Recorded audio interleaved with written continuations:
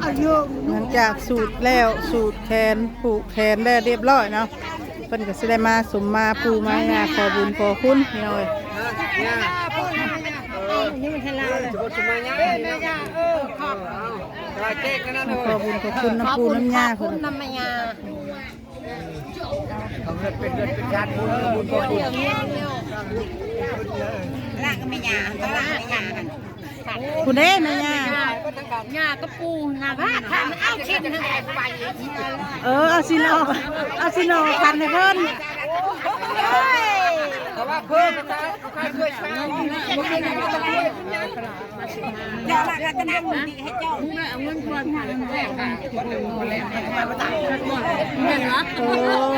ย่านว่าแบบว่าแน่นไปสิเนาะเป็นขอบุญขอคุณเลยบ่ได้ห้องต่างหากบ่คือกันเนาะโทษ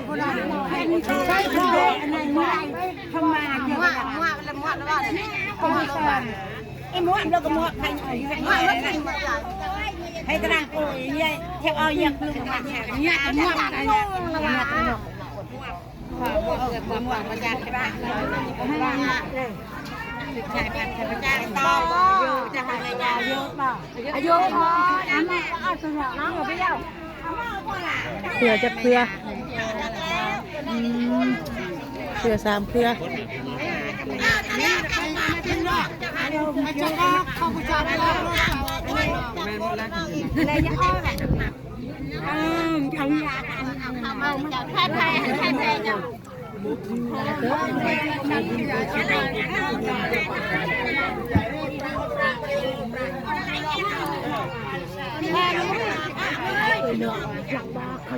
เอาวันแล้วอะไรก็แก้ผู้นี้ยังที่จะช่วยวัวแบบพี่เดี๋ยวเธอเนี่ยตอนนี้มีไหนคุณเลยเอ้ยนั่นยังเนี่ยพอเธอตอนนั้นตอนนี้ทำมาลำแค่หนึ่งชั่วแล้วก็โชว์จะปีอันนั้นเลยจะมากันจะเป็นวิจารณ์ข้ออะไรบ้างแล้วก็คนนี้น้องพ่อเพ่นหนักอันนี้เล็กตัดใกล้แล้วเลยแถมเนี่ยเถอะดำลำก็คอหมอกกลางก็มาเยอะแน่นอนคันเลยเยอะเท่าเลยนะกูดีแม่เยอะนะอยู่กี่ดอกเนาะยังอะไรกันอยู่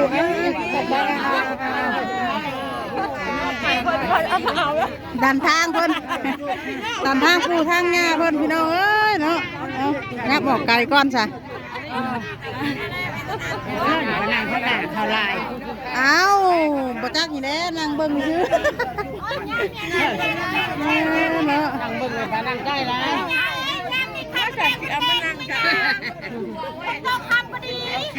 เพิ่นต้องแบบว่าขอบคุณปู่ย่าแต่ละคนเนาะพี่น้องเอ้ยปู่โอ้ยได้กับแม่ไม่ยาค่ะไปนะแม่ไปเป็นแม่ย่านะสมมานะแม่ย่านะย่าพี่ย่านะเจ้าได้ย่าเท่านั่นได้แล้วเราหันบ่ย่าเท่านะย่าเท่านี่นะมันนั่งเฮ้คนให้มานั่งทั้งนี้ย่าเท่าว่าย่าเท่ามันชงละฮะก็นั่งได้แม่แก้วนั่นแทนพ่อไม่ได้เห็นน้องได้คือกันบ่เอ้าพ่อเป็น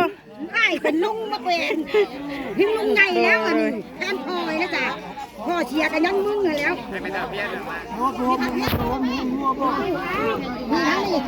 เอ้าไล่เป็นปูเป็นย่าบาทนี่เนาะ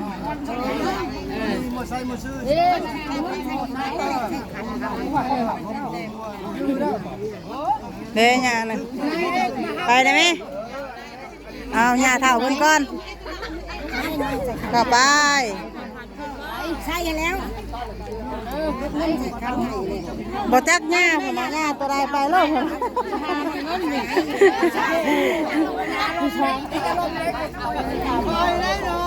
แบบว่าย่าเท่าเราเดียวกัน มีมาคืนเลยลุงคุณให้ใบชาได้ใบชาบัวแม่มาดีนะไปนั้น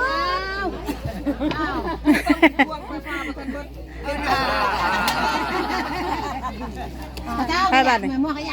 เขาว่าบัดนี้นะโอ้จ้ามันเขาได้เขาเป็นผู้เป็นย่าก่อนบัดนี้พี่น้องเลย เอาไว้แล้วก็ย่าชก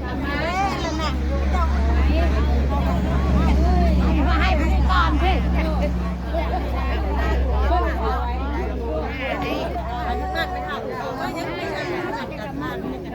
ไปเป็นญาติดีมาเป็นญาติให้ข้าได้ป้าเป็นญาติได้ป้าเป็นญาติไม่ใช่ไหมไงพี่ญาติตัวนี้ก็ได้อยู่บ่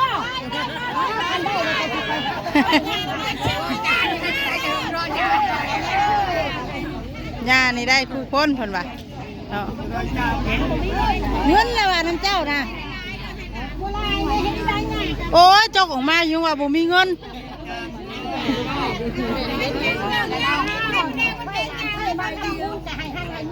แต่ว่าบ่เป็นนะ อ้าวเราเดียวแน่ยักษ์เข้มเขาชาเตะชาเตะคนเด้แล้วแล้วบ่บ่เนี่ยแล้วนั่งไล่มัดพี่น้องไล่มัดลูก อันนี้เด้อค่ะ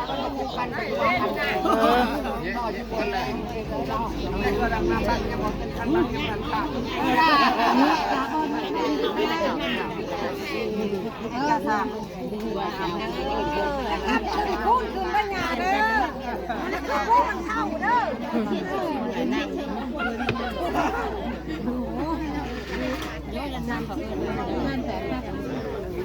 ยาจะได้เอกบันจะได้เป็นยามาเด้อใช่ยาจะได้เป็นยามาเป็นยามายังอยู่น่ะ ป้ากับมาป้ากับมายานั่นเด้อยาดวงนั่นเด้อนั่งสแตกยาดวงกับมายาจะได้มาเด้ย่าอะไรวะบ่จักบ่รู้สึกว่าตัวเองเป็นย่าบ่บ่รู้สึกว่าตัวเองเป็นย่าเลยล่ะว่ะ ท่านได้เท่าติ แม่นท่านได้เท่าเนาะเราหยอกกันพี่น้องไงเนาะปู่ย่ากันมาเพิ่นว่าแต่ละกูละคนผู้ทางเพิ่นทางบ้านเพิ่นกันเนาะสมมามันก็บ่คือกันเนาะแตกต่างบ่คือกันกับทางบ้านเฮาพี่น้อง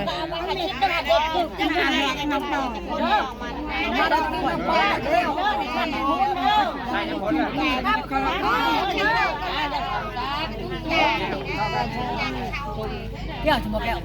เฮ้ยผู้ได้แล้วเอาได้แล้ว อันนี้ได้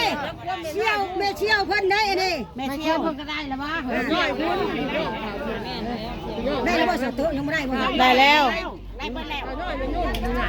ยังแม่นุ่นเด้นี่ยังบ่ได้ ตัวได้ได้แล้วบ่ ไล่แล้ว น่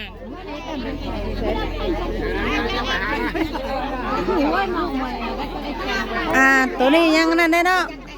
แปลว่าหญ้าผู้นี้แทนทางอันนั้นพี่น้องเนาะยังบ่ได้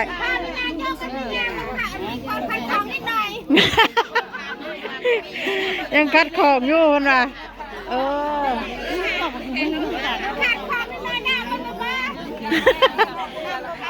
บ่ไฟยังดับบ่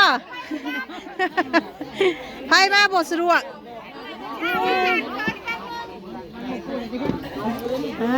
ผู้เนาะพี่น้องทางทางบ้านเพิ่นนี้แบบว่ามากินดอกกินดองแล้วก็เมื่อเนาะคือสิบ่นั่นได้ปานใด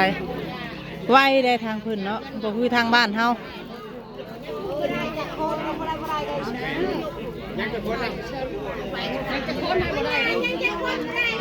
ยังงานี่เด้นี่เสียเพิ่นนี่เด้ฮะยังแม่นั่นแน่แม่นุ่นเด้ยังสองบอกแม่ยองสาม 3 คนแบบว่าบ่เพิ่นเอาไปว่าไผมาได้จังซี่นะไผมาได้เบิดสินะ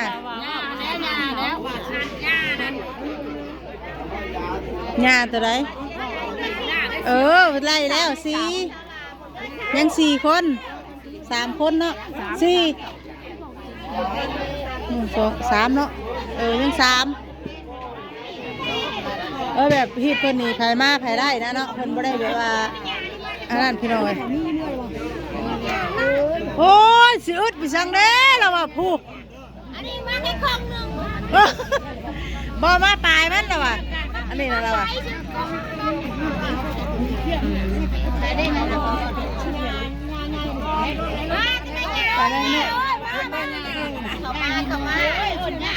เอาไม่ยากไปไหมยาตัวได้ยาได้เด้ได้หมดทุกคนมายาจงมีอยู่ไอ้ที่แจ้งมั่งไปหลายได้มุดใส่บ้างเนี่ยเราเงินเข้าเนี่ยเขา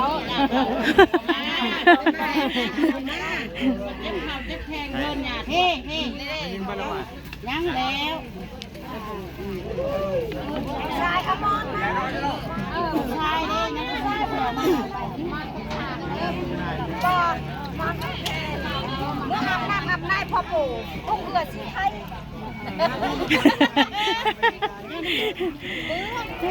บอกคักนะทางในดอกนี่เนาะแม่วัดละบ้าอันหยายิงนั่นเบิดแล้วเบิดจะพ่อปู่นี่จะพอเสียวเหมือนว่าเด็กเขาไม่น่าให้คุณมาเที่ยงเนี่ยยังอันนี้แม่มึงเนาะสำคัญตรงปลายลงมาเมื่อเดือนพี่เอากันคือเอาไว้ใช้พอเสียวคนยังงันได้เพื่อนป่ะยังอยู่ในโอ้บัดนี้ก็อ่านบทบันทึกน้ำพี่น้องเนาะเอาชิ้นใส่น้ำเลยยาบุญมานั่นใส่น้ำพอเสียหันใช่ทุกอย่างไงเดี๋ยวเราน่ะมาแล้วแม่มาเลยเพื่อนเลยทางผลงานเด้อวันนี้นะเพชรอายุปกตินี่คนสิอ่านอยู่ทางในพี่น้องเนาะอันนี้มันมาอ่านข้างนอกเข้า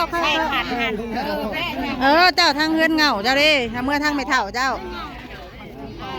ได้เป็นคนเลยได้เป็นเท่าคนกันได้เอากัน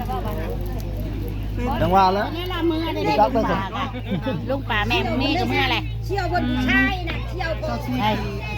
ชาบนอะไรเชี่ยวชานะเชี่ยวเป็นกระโหลกหมอนเลยใช่กระโหลกก็หมอนแป้ก็หมอนเลย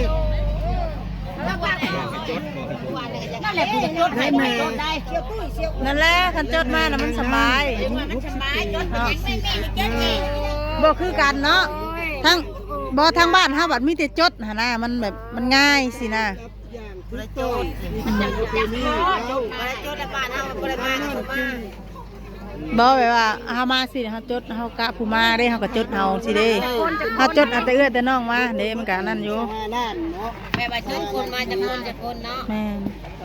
มาแม่เชี่ยวชาเอ้ยโอ้ยกูโดนฮ้อนเด้อมาฟังทางบทบันทึกก่อนพี่น้องเงินมือแตงมอบแล้ว